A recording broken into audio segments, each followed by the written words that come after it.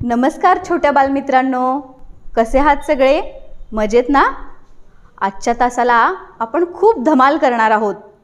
तुम्हाला सगळ्यांना गोष्टी ऐकायला तर आवडतच असतील.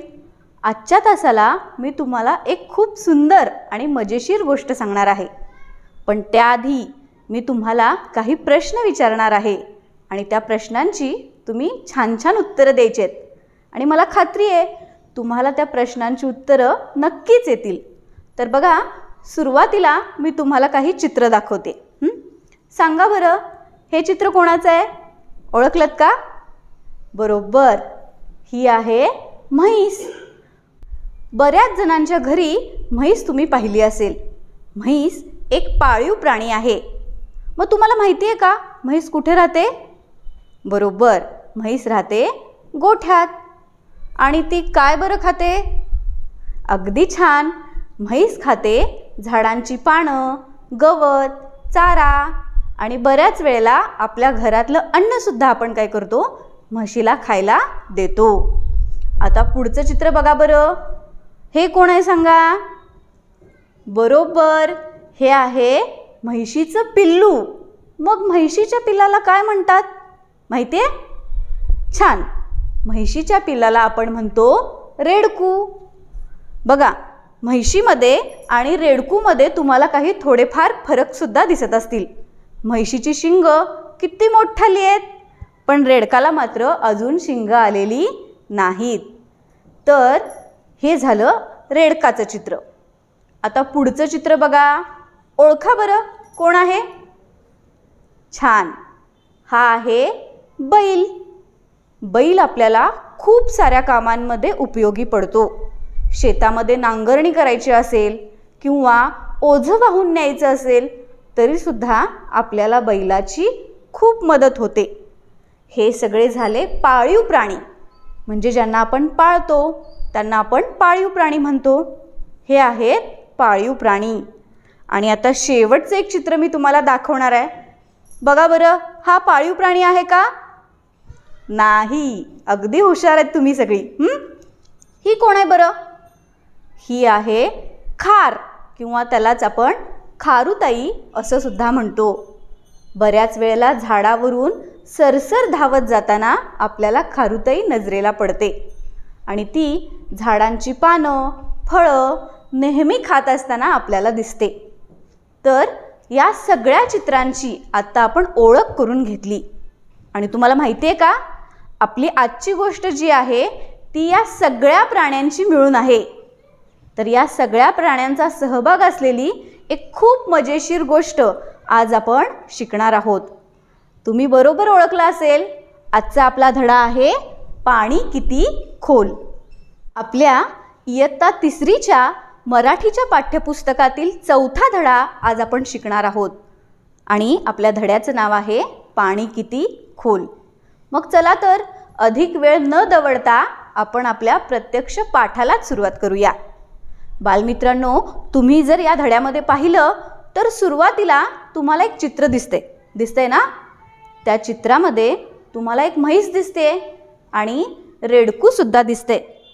तर त्यांच्यात काय चाललंय बरं, हे आपण जाणून घेऊया. म्हैस कडबा चघळत उभी आहे. आता कडबा म्हणजे काय माहिती आहे का तुम्हाला?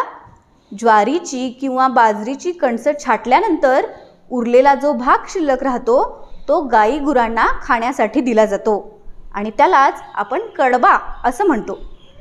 तर एक म्हैस कडबा चघळत एका झाडाखाली उभी असलेली आपल्याला दिसते. पण बिचारी, तिचं वय झालंय ना, आता म्हातारी झाली आहे ती.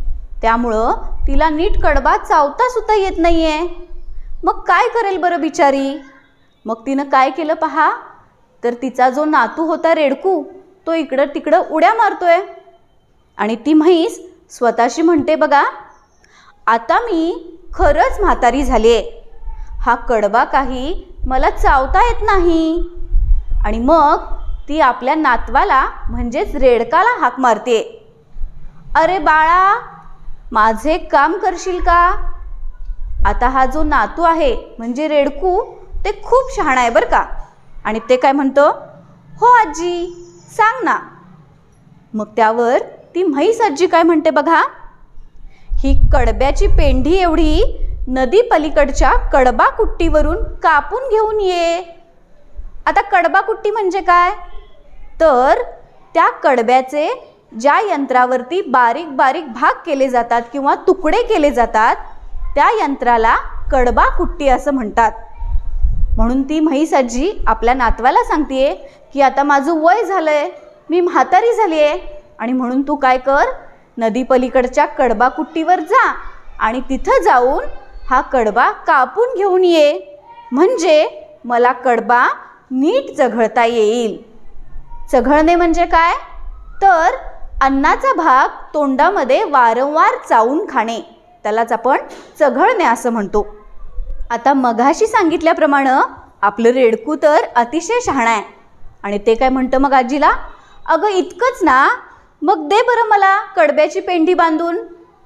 बघा, जसं भाजीची जुडी, लाकडांची मोळी, तशी जेव्हा सगळा कडबा एकत्र बांधला जातो तेव्हा त्या एकत्र संचाला आपण काय म्हणतो, कडब्याची पेंढी. म्हणून रेडकू काय म्हणतं, तर तू मला कडब्याची पेंढी बांधून दे, आणि कडबा कुट्टीवरून परत येताना तो जो कडबा आहे म्हणजेच कडब्याचा केलेला बारीक चुरा आहे तो भरून आणण्यासाठी मला एक रिकामं पोतंसुद्धा दे. मग मी काय करीन, तर असा जाईन आणि कडबा कुट्टीवरून कडबा कापून घेऊन येईन, आणि मग तुला कडबा चघळताना काही त्रास होणार नाही. आत्ता कापून घेऊन येतो बघ. आणि असं म्हटल्याबरोबर म्हैशीनं काय केलं, तर त्या कडब्याची पेंढी बांधली आणि दिली रेडकाच्या पाठीवर बांधून, आणि कुट्टी घेऊन येण्यासाठी एक पोतंसुद्धा दिलं तिनं सोबत. मग असं करत करत रेडकू नदी किनारी आलेलं आपल्याला दिसतंय, हो की नाही. आता पुढच्या भागात बघा, रेडकू नदीच्या काठावर आलेला आहे आणि ते स्वतःशीच काय म्हणते ते आपण बघूया बरं. तिथं बघा कुठला शब्द लिहिलेला आहे, स्वगत. तर बघा, आपल्याला इथं एक नवा शब्द शिकायला मिळालेला आहे. कुठला बरं, स्वगत. स्वगत म्हणजे बऱ्याच वेळेला आपण मनातल्या मनात स्वतःशीच काहीतरी बोलत असतो, त्यालाच काय म्हणतात, स्वगत. तर ते रेडकू ज्यावेळी नदीच्या काठावर आलेला आहे त्यावेळी त्याला नदीमध्ये खूप सारं पाणी दिसतंय आणि ते थोडंसं घाबरले सुद्धा. मग ते मनातल्या मनात स्वतःशी काय म्हणतंय बघा बरं, नदी तर आली, पण पाण्याचा किती मोठा आवाज येतोय, पाणी तर भरपूर दिसतंय, मग मी जाऊ शकेन का नदी ओलांडून पलीकडे, कोणाला बरं विचारावं. अशा विचारात बिचारं रेडकू काही वेळ तिथंच थांबून उभं राहिलं. आणि इतक्यात त्याला कोण दिसलं, तर त्याला दिसले बैल काका.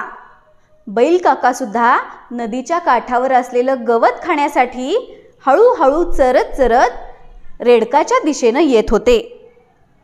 मग आपलं रेडकू गेलं बैल काकांकडे आणि त्यानं बैल काकांना विचारलं, बैल काका, अहो माझ्या आजीसाठी कुट्टी करून घेण्यासाठी मला नदी पलीकडच्या कडबा कुट्टीवर जायचंय, पण नदीत तर पाणी भरपूर दिसतंय, चुकून मी वाहून तर नाही ना जाणार, मला नदी पलीकडे जाता येईल का, असं म्हणून त्यानं बैल काकांना प्रश्न विचारलेला आहे. नदीच्या पाण्यातून मी जाऊ शकेन का पलीकडं, नदीत तर पाणी खूप जास्त दिसतंय. मग त्यावर बैल काका काय म्हणतात बघा, अरे बाळा, काळजी करू नकोस, अरे गुडघ्या इतकंच तर पाणी आहे, तू अगदी सहज आरामात नदी पलीकडे जाऊ शकशील, असं बैल काकांनी रेडकाला समजावून सांगितलं आणि थोडासा धीरसुद्धा दिला. मग रेडकानं काय केलं, तर मग रेडकू पुन्हा नदीजवळ परत आलं आणि नदीच्या पाण्यात पाय टाकणार इतक्यात शेजारच्या झाडावर बसलेली खारुताई तिनं त्याला हाक मारली. ती काय म्हणते पहा, अरे वेड्या, कुठं चाललास, नदीला पाणी बघ किती आलंय, अरे मागे फिर, वाहून जाशील तू.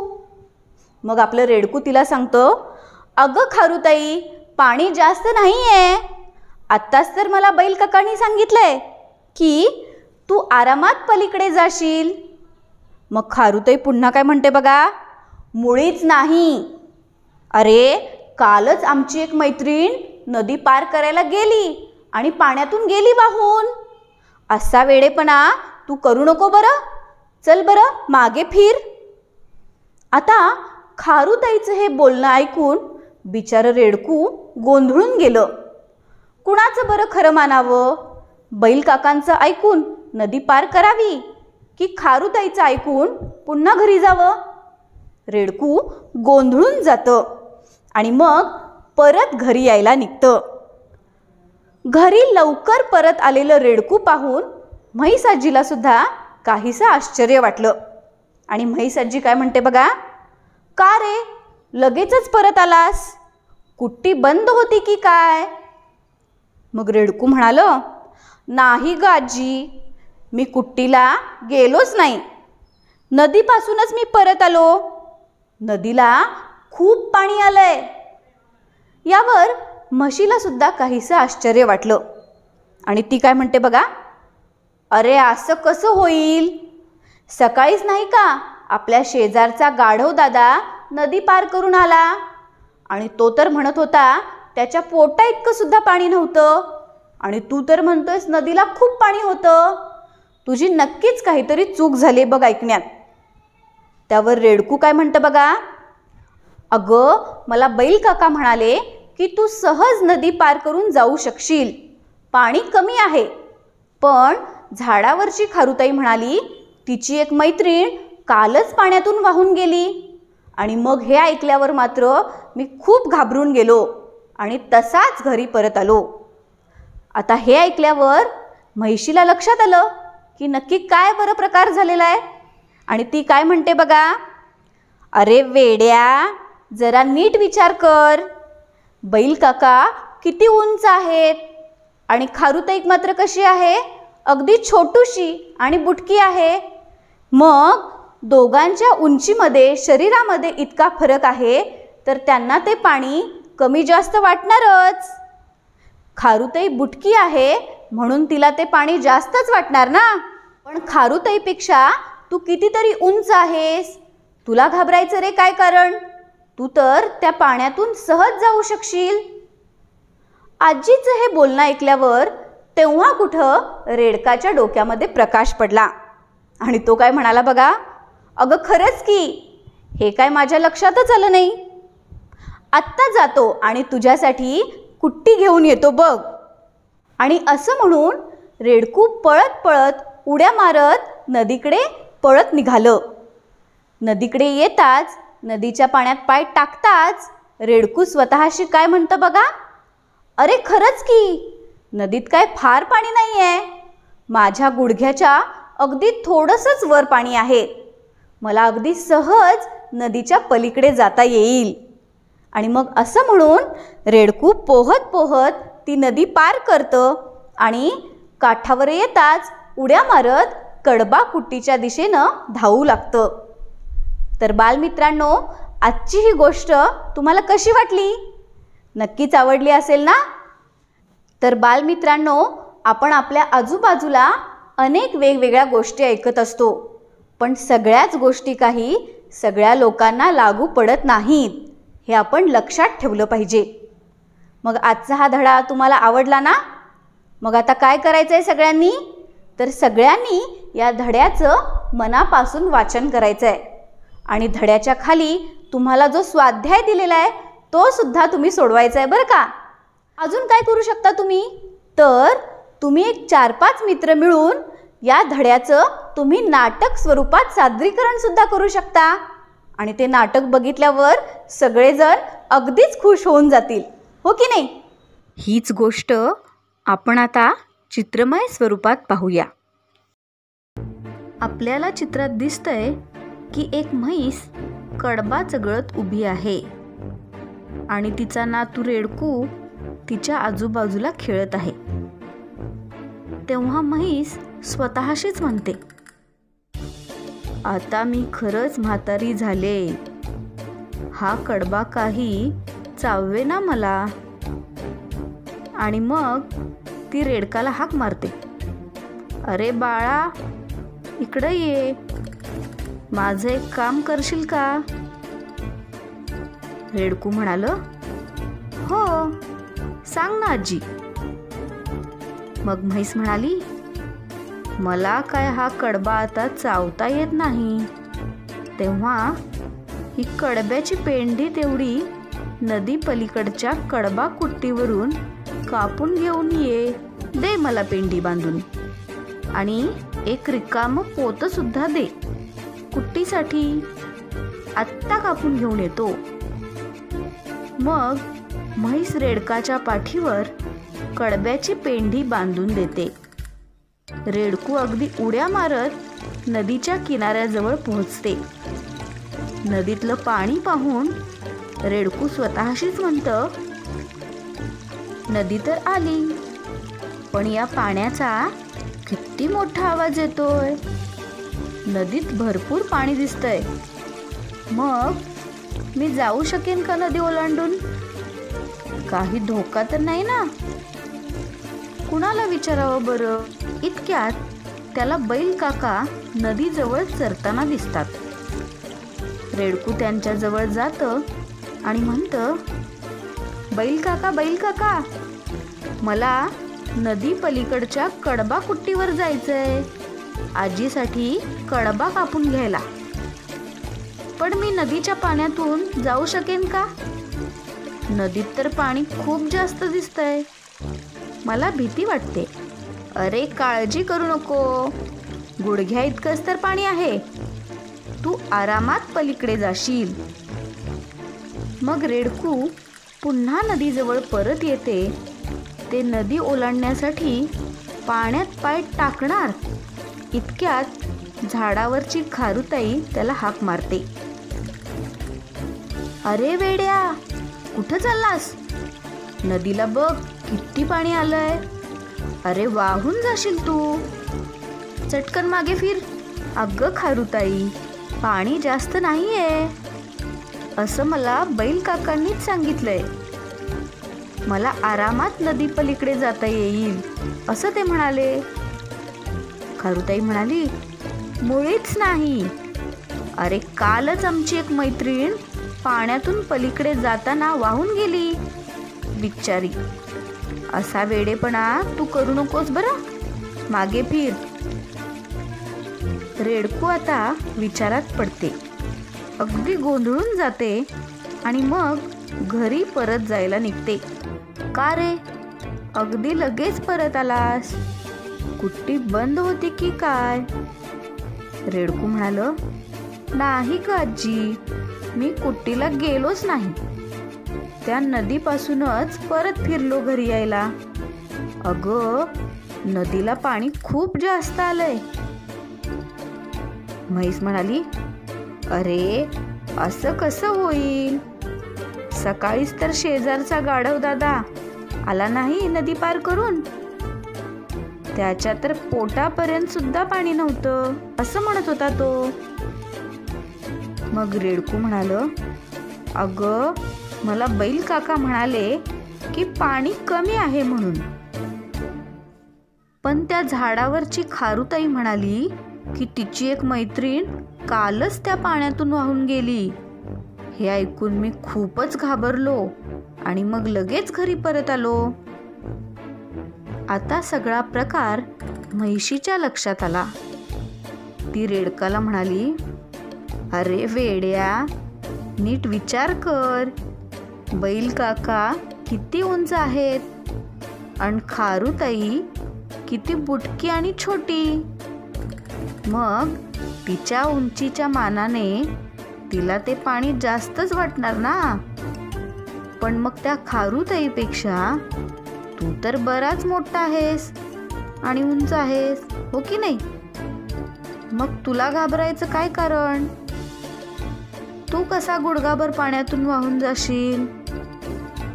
आता रेडकाच्या डोक्यात प्रकाश पडला. ते म्हणालं, खरंच की, आत्ता आलं माझ्या लक्षात. या गोष्टींचा तर मी विचारच केला नव्हता. मी आत्ता जातो आणि आत्ता घेऊन येतो तुझ्यासाठी कडबा कापून. असं म्हणून रेडकू पुन्हा उड्या मारत नदीकडे जाते. नदीजवळ गेल्यावर नदीच्या पाण्यात पाय टाकून रेडकू स्वतःशीच म्हणतं, अरे खरंच की पाणी काही फार खोल नाही, माझ्या गुडघ्याच्या अगदी थोडंसंच वर आहे, मला अगदी सहज पलीकडे जाता येईल. मग रेडकू सावकाश नदी पार करून जाते आणि पलीकडच्या काठावर पोचताच आनंदाने गाणं म्हणत कडबा कुटीच्या दिशेने जाते.